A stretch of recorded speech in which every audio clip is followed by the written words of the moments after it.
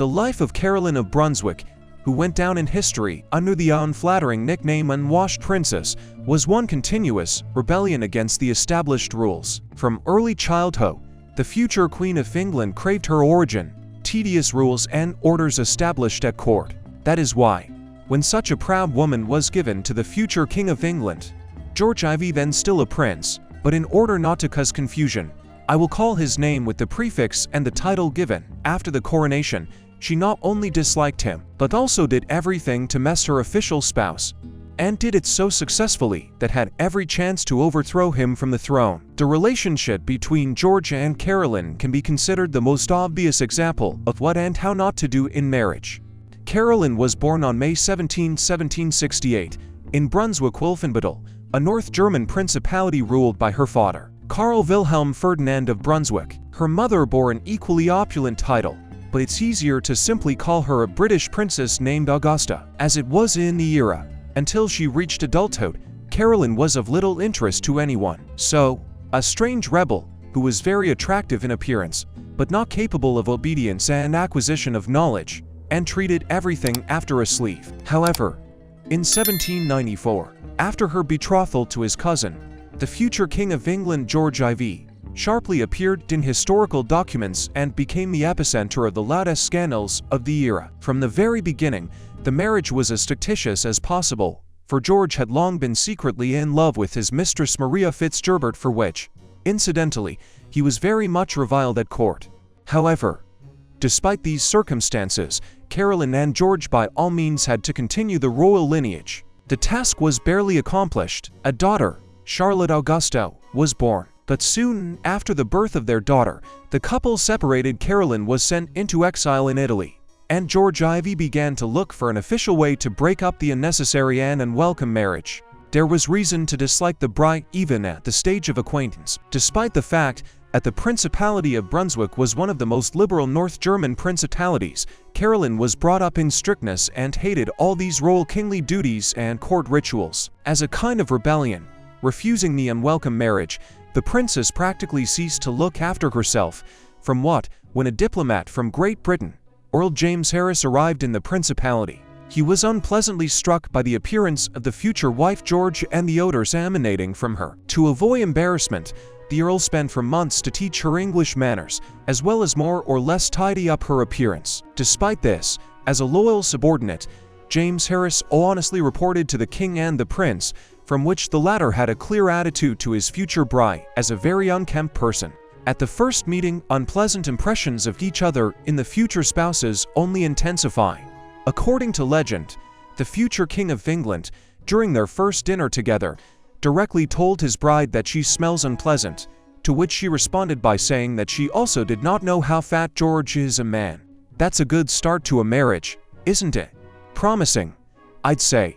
As the future king admitted in his diaries and letters, he had to step over himself only 3 times, and 3 times, almost clutching his nose, entered his wife's bedchamber. The fact is that Caroline, absolutely disappointed in his now official spouse, simply continued his German rebellion from what practically stopped washing to even more spoil the king then. However, washed with all the correctness, when once and for all to keep the Englishman away from himself. To his closest friends, the future king admitted that he had great doubts about the innocence of his wife. Allegedly, on the first night Caroline had no shadow of embarrassment, much less fear. Moreover, she allowed herself to openly laugh at the size of her husband's manhood, which led him to believe that she had already seen something like this. Caroline, by the way, in debt did not remain, and intensively sent letters and spread rumors that George is completely infirm as a man. In general, just a model example of happy marriage, which de facto lasted only about 3 weeks, after which the spouses tried not to cross each other at all. The point of no return in this relationship was George I's will,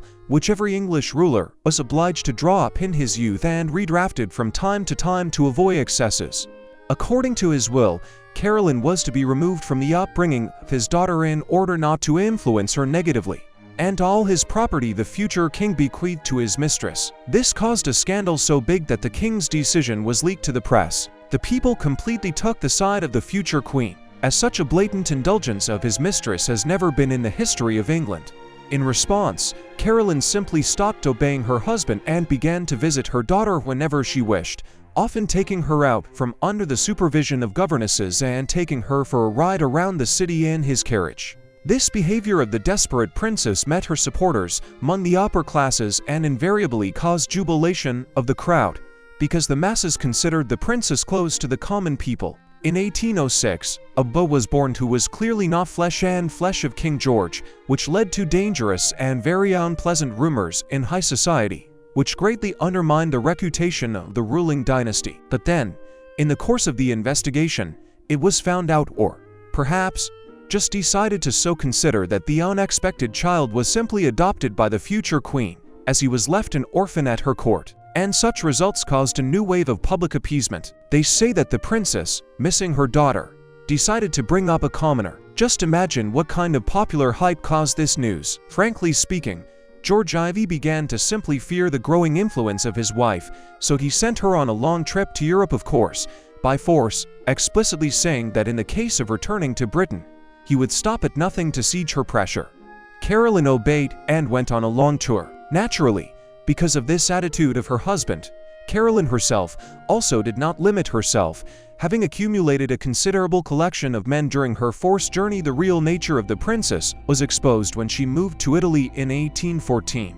The 46-year-old Carolyn had an affair with her servant Bartolomeo Pergami, which gave rise to many legends that formed the basis of racy stories and stories of the time. Carolyn was so detached from her husband and daughter that the news of the death of her daughter Charlotte Augusta, she died in childbirth in 1816, reached her by chance from a courier arriving from England. The Queen was furious, and, despite the fact that the couple had hitherto only quietly hated each other, after such treachery on the part of George IV, the conflict took on a completely different scale.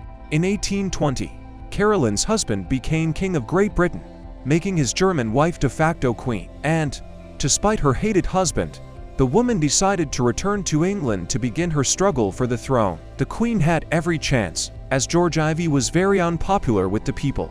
But in 1821, the Queen was not allowed to be crowned, which caused a wild scandal. Popular unrest was about to break out. However, staying in London, just after the conflict, the Queen without power strangely fell ill and gave her soul to God in June 1821. Having lived a very difficult but rich life. And if someone tells you that dynastic marriages are just a formality, just remember the story of George IV and Carolyn of Brunswick to refresh your awareness of the horror of this golden cage.